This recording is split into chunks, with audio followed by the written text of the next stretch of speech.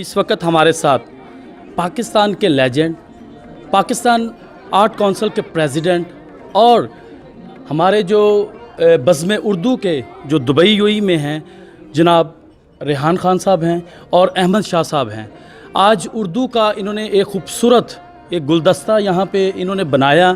आए इनसे बात करते हैं उर्दू ज़ुबान के बारे में और इनकी जो मेहनत है इतने सालों से, वो आज किस तरह से फ़ील कर रहे हैं कि आज यहाँ पे स्कूलों में भी ये निसाब लग चुका है। जी अस्सलाम वालेकुम रेहान साहब, सबसे पहले तो आपने माशाल्लाह शाह साहब को इनवाइट किया स्पेशल पाकिस्तान से, वो आए यहाँ पे और उन्होंने इस गुलदस्ते को और मज़ीद खूबसूरत बना दिया। तो आज के प्रोग्राम के हवाले से प्लीज़ थोड़ा सा बताएं। भाई पहले तो मैं ये कहूँगा कि शाह साहब ने हमारा दावतनामा कबूल किया तो ये उनका एहसान है हमारे ऊपर, क्योंकि जिस तरह की शख्सियत हैं, जितना इन्होंने काम किया है, तो वो एक उम्र उसके लिए लगती है और जो शाह साहब ने अपनी उम्र लगाई है।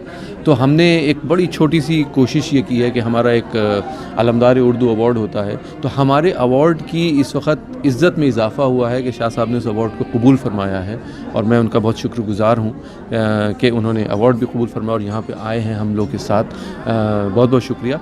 और मेरे ख़्याल से जो उर्दू के हवाले से जितने भी उर्दू वाले मोहब्बत वाले हैं उन सबको साथ में मिल के चलना है और काम करना है। जी शाह साहब, सबसे पहले तो माशाल्लाह आप वैसे ही लग रहे हैं जैसे 20 साल पहले आपकी एनर्जी और जोश था और स्पेशल उर्दू के लिए स्पेशल पाकिस्तान में कोई भी उर्दू के हवाले से कोई मसाइल या चीज़ें पैदा होती हैं तो उनको हल करने के लिए शाह साहब का बहुत बड़ा रोल है। शाह साहब आप बताएं सबसे पहले कि उर्दू ज़ुबान के बारे में और जो आज नहीं वो पहले तो मैं इस बात पे मुझे शर्मिंदगी सी हो रही थी।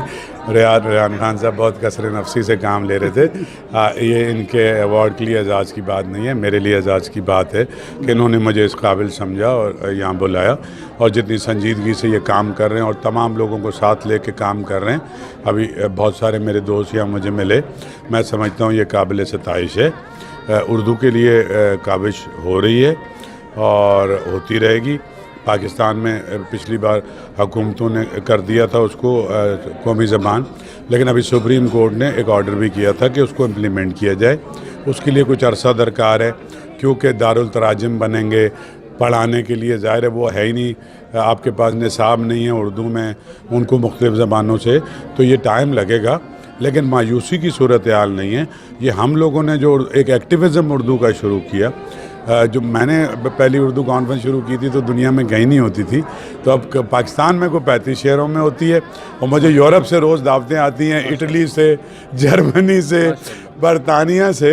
तो मैं इसी पे खुश होता हूँ कि जो मैंने एक छोटा सा पौधा लगाया था सर, ये आपका पौधा लगा हुआ वो अभी तनावर दरख्त नहीं बन रहा बल्कि उसकी टहनियाँ बन के वो भी बढ़े। तो मुझे इस पे बहुत इंतहाई खुशी की बात है। मैंने बिल्कुल नहीं सोचा था, मैं समझता था, और रेहान साहब इत्तफाक करेंगे कि हमारे यहाँ उर्दू को ब्रांड बनाना दुनिया का सबसे मुश्किल काम, क्योंकि उर्दू को नॉर्मली समझा जाता है ये कोई निचली ज़ात निचले तबके की कोई ज़बान। हमने उर्दू को ऐसा ब्रांड बना दिया है कि अंग्रेज़ी वाले कतार लगा के हमारे उर्दू के प्रोग्राम में सारा अंग्रेज़ी मीडिया उसको उर्दू से ज़्यादा कवर करता है। सबसे पहले हमने उसकी इज़्ज़त बहाल की है उस ज़बान की कि ये तुमसे। और ये मैं एक बात आपको बता दूं, ये भी मेरा जुमला नहीं है, एक सिंधी और उर्दू और अंग्रेज़ी के एक बहुत बड़े राइटर हैं अमर जलील। हाँ, सिंधी उर्दू अंग्रेज़ी 3 ज़बान। उन्होंने कहा था कि भाई ये करिश्माती ज़बान है, इसको जितना रोकोगे ये खुद ब खुद और फैलती। हाँ, तो ये बहुत ही एक जादुई सी ज़बान है और ये मोहब्बत की ज़बान है। सर, मैं बहुत प्यार करता हूँ उर्दू ज़ुबान से, कोशिश भी करते हैं, लेकिन हम आप जैसे नहीं बन सकते, हमें एक सदी चाहिए। लेकिन एक फ़िक्र है हमारे लिए कि हमारे आज के बच्चे, हम समझते हैं कि इंग्लिश मीडियम में जाकर वो ज़्यादा अपने फ्यूचर को सिक्योर समझते हैं, जबकि उर्दू जो है हमारा ये मादरी ज़ुबान है और ये हम पे लाजम है कि हम अपने बच्चों को इस ज़ुबान की तरबियत दें। तो ये ज़रा थोड़ा सा इस बारे में बताएं। बच्चों को अंग्रेज़ी ज़रूर पढ़नी चाहिए, जी। मैं बिल्कुल मना नहीं करूँगा, लेकिन उसके साथ साथ जैसे अभी खान साहब ने कहा कि घरों में उनको उर्दू, अब मेरे घर में 6-8 हज़ार किताबें हैं, तो अंग्रेज़ी की हैं तो उर्दू की भी तमाम हैं, हिंदुस्तान पाकिस्तान के जो बड़े राइटर हैं। तो मेरे बच्चे ऑटोमेटिकली फैज़ और कुरतुलैन हैदर और डिप्टी नज़ीर अहमद, अफजल अलीम शर्म का ही पूछते थे कि शुरू में कि पापा हु इज़ یہ وہ، اور پھر بہت سارے رائٹر کو انگریزی تراجم کے ذریعے انتظار حسین کو، عینی آپا کو انہوں نے پڑھا، تو پھر ان کو دوبارہ کنیکٹ ہوئے اپنی زبان کے ساتھ. تو آئی تھنک کہ اردو کی کتابیں رکھی ہوں. بچوں کو انگریزی پڑھنے سے تو بالکل، اچھا انگریزی پڑھنے کے میں حق میں کیوں؟